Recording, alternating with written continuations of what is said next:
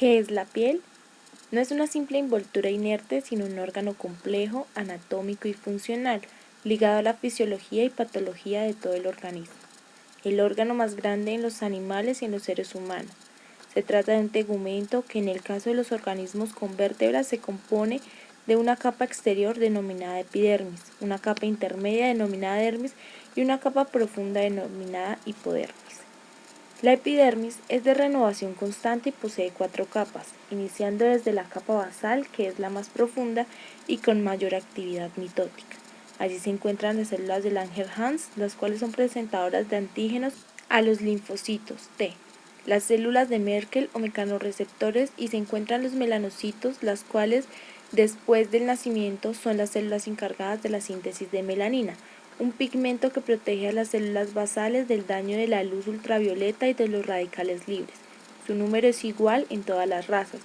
Solo varía el tamaño de los melanosomas y su distribución. Encontramos patologías como el albinismo, que es una enfermedad congénita en la que hay ausencia de la pigmentación, bien sea de la piel o del pelo. Desde la capa basal, las células columnares se multiplican y dan origen a la capa espinosa de Malpighi, la capa de mayor volumen de la epidermis. Allí las células se estratifican y luego migran hacia la superficie hasta hacerse la capa granulosa, donde las células se aplanan y desarrollan granulaciones, representando un estado de queratinización activa. Al seguir ascendiendo, pierden los gránulos y se convierten en la capa córnea, la cual es la capa que está en contacto con el medio externo de un grosor variable según en la región anatómica que se encuentre, la edad o sexo. Allí las células no presentan ningún tipo de actividad biológica, solo hay descamación continua. A su vez, la dermis está constituida por un armazón de tejido conjuntivo, sostén de vasos, nervios y anexos de la piel. Además, posee estructuras que intervienen en complejas funciones relacionadas con el metabolismo, temperatura, defensa y cicatrización. Está formada por 3 clases de fibras, colágenas, reticulares y elásticas, una subsustancia fundamental y células. En conjunto, las fibras y la sustancia fundamental dan resistencia, cohesión y elasticidad a la piel. Y finalmente, la hipodermis corresponde al tejido celular subcutáneo formado por adipocitos o células grasas que forman lobulillos separados por tabiques de tejido conjuntivo. Funciones de la piel: protección, regulación de la temperatura, inmunidad, permite la movilidad y el crecimiento, excreción endocrina, sensación, absorción, resistencia al agua, almacena lípidos y agua.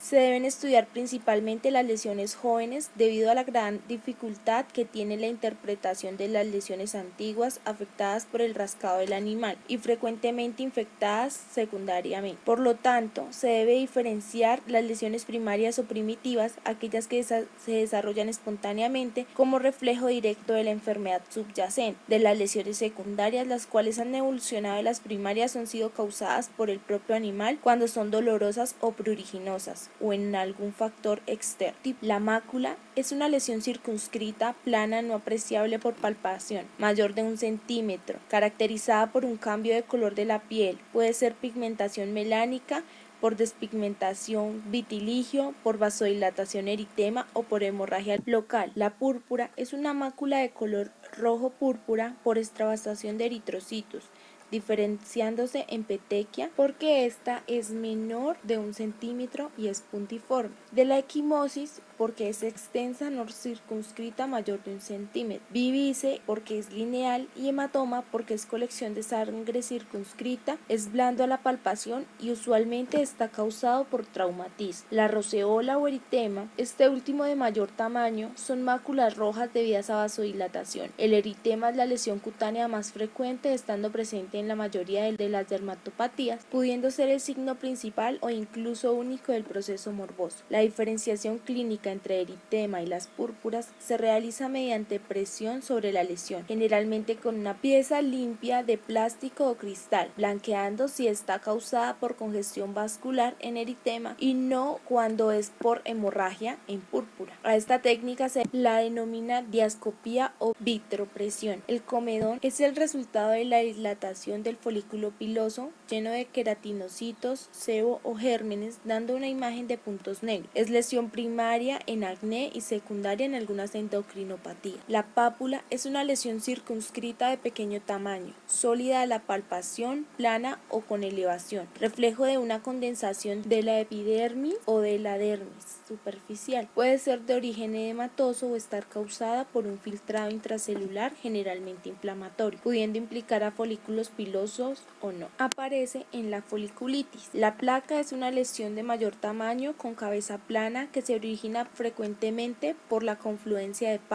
El abón es una lesión claramente circunscrita, plana o elevada de forma redonda alargada, generalmente pruriginosa, blanco-rosácea, que blanquea mediante la hidroscopía. Es el resultado de un edema que aparece y desaparece fugazmente en minutos, horas, siendo característica la elevación de los pelos que lo recubren. Aparece en distintos procesos como urticaria, picadura de insectos. En regiones distensibles como el labio o párpado aparece un edema más difuso, hablándose de angioedema. El nódulo o tumor es una elevación sólida más o menos circunscrita, resultado de una infiltración de células inflamatorias o neoplásicas que se extiende en capas más profundas de la piel. Frecuentemente no afecta a la superficie cutánea, siendo explorado mediante palpación, percibiéndose una masa firme inserta dentro de la piel. Se observa en procesos inflamatorios profundos de la piel y en neoplasia. La vesícula es una elevación de la epidermis claramente circunscrita, llena de un fluido claro, encontrándose en los pénfigos.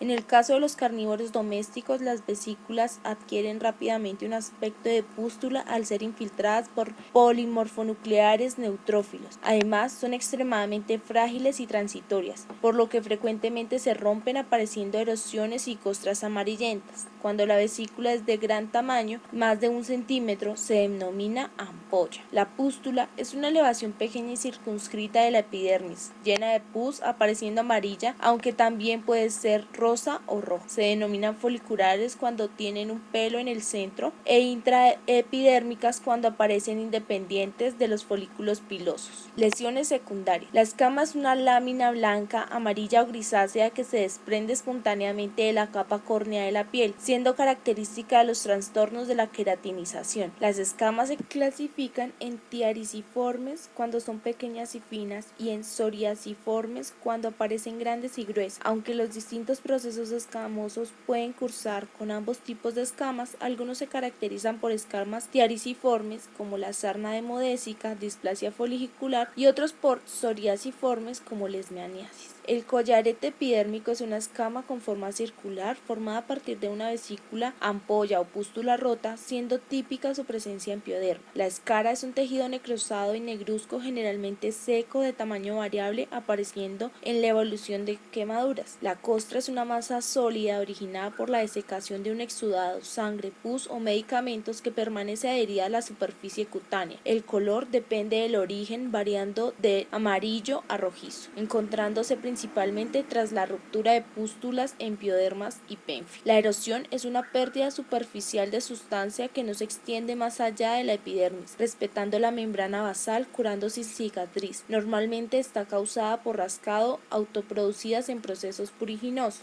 La úlcera es una pérdida de sustancia más profunda que la erosión, afectando a la dermis.